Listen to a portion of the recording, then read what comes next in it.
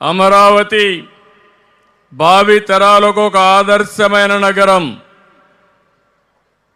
దేవతల రాజధాని అమరావతి అయితే ఈ ప్రజా రాజధాని ప్రపంచంలోని తెలుగు ప్రజల కీర్తి ప్రతిష్టలు పెంచుతుంది. ఆ విధంగా చేయమని శివుణ్ణి ప్రార్థించానని చెప్పి కూడా నేను మీకు తెలియజేస్తున్నా. నేను ఎప్పుడు కూడా దేవుణ్ణి ప్రార్థిస్తే ఈ రాష్ట్రం బాగుండాలి, పోలవరం ప్రాజెక్టు పూర్తి కావాలి, నదుల అనుసంధానం జరగాలి, ప్రతి ఎకరాకు నీళ్లు ఇవ్వాలి, అభివృద్ధి జరగాలి, సంపద సృష్టించబడాలి. మళ్ళీ ఆ సంపద పేదలకు ఎప్పటికప్పుడు అందుబాటులో సంక్షేమ అభివృద్ధి కార్యక్రమాల ద్వారా జరగాలని. అందుకే ఈరోజు కూడా కోరుకున్నాను, స్వర్ణాంధ్ర 2047 2047కి ఈ రాష్ట్రంలో పేదరికం లేకుండా అందరికీ సమానమైన అవకాశాలు వచ్చి మన జీవన ప్రమాణాలు పెరగాలనేది నా ఆలోచన.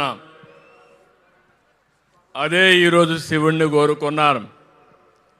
ఇంకో పక్క మన రాష్ట్రం ఆంధ్రప్రదేశ్ అంటేనే ఆలయాలు, అత్యంత ప్రసిద్ధి పుణ్యక్షేత్రాలు, జ్యోతిర్లింగం, శక్తిపీఠం, ఒకే చోట కొలువైన శ్రీశైల మల్లికార్జున స్వామి ఆలయం మన రాష్ట్రంలో ఉండడం మన అదృష్టం అని చెప్పి మరొకసారి మీ అందరికీ విజ్ఞప్తి చేస్తున్నా. ఒక శ్రీశైలమే కాదు, పంచరామాలు, శ్రీకాళహస్తి, లేపాక్షి, దక్షిణ కాశీ, దాక్షారామం, మహానంది, శ్రీముఖలింగం, కోటప్ప కొండ ఇలాంటి పుణ్యక్షేత్రాలు ఈ రాష్ట్రంలో ఉన్నాయి. ఉదయం నుంచి సమాచారం తెప్పిస్తే ఎక్కడ చూసినా భక్తులతో కిటకిటలాడుతున్నాయి. ప్రతి ఒక్కరు కూడా ఈ యొక్క కార్యక్రమంలో నిమగ్నమయ్యారని చెప్పి కూడా నేను మీకు తెలియజేస్తున్నాను.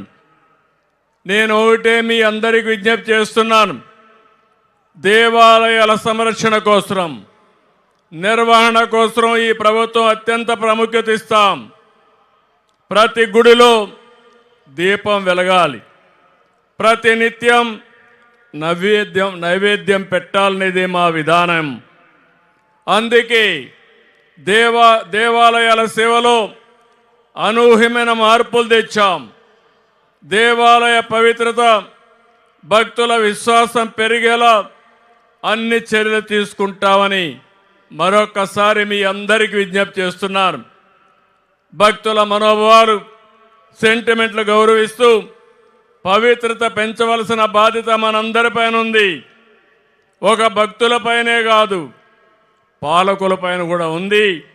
తప్పకుండా ఈ రాష్ట్రంలో ఆ పవిత్రతను కాపాడతానని ఈ మహాశివరాత్రి సందర్భంగా మీ అందరికీ హామీ ఇస్తున్నానని చెప్పి మీకు తెలియజేస్తున్నా. ఎన్టీ రామారావు గారు 1985లో తిరుమలలో అన్నదానాన్ని ప్రవేశపెట్టారు. ఈరోజు అక్కడ చూస్తే దగ్గర 2 లక్షల మందికి అన్నదానం పెట్టే పరిస్థితికి వచ్చాం. నేను ముఖ్యమంత్రి అయిన తర్వాత ప్రాణదానం అనే కార్యక్రమానికి శ్రీకారం చుట్టాం. శ్రీవారి సేవకులనే కార్యక్రమానికి శ్రీకారం చుట్టాం. ఇప్పుడు మీరు చూస్తే దేశం మొత్తం 5,000 దేవాలయాలు కట్టాలని, రాజధానిలో పెద్ద దేవాలయాలు కట్టాలని, ప్రపంచంలో ఎక్కడ హిందువులున్నా అక్కడ వెంకటేశ్వర స్వామి దేవాలయం ఉండాలనేది నా సంకల్పం. దానికోసం కృషి చేస్తానని మరొక్కసారి హామీ ఇస్తున్నాను.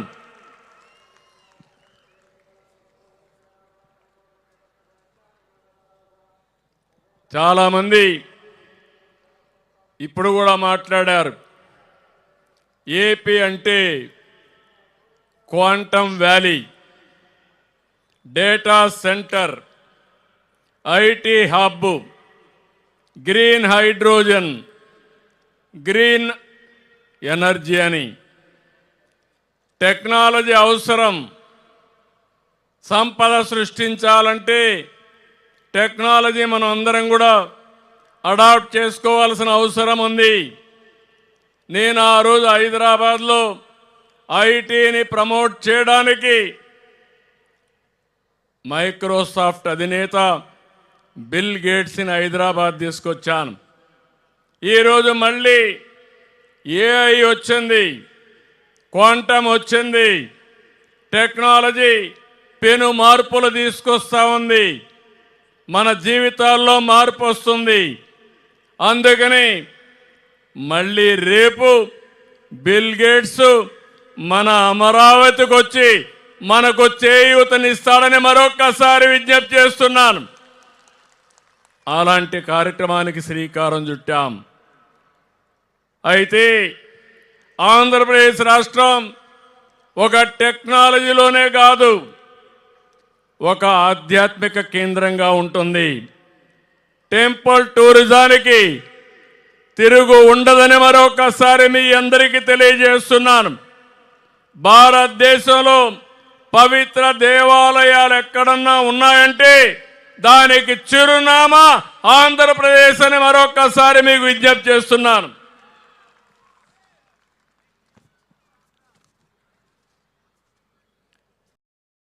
దేవాలయాలకు, జాతరలకు బాగా ఇటీవల కాలంలో రద్దీ పెరిగింది.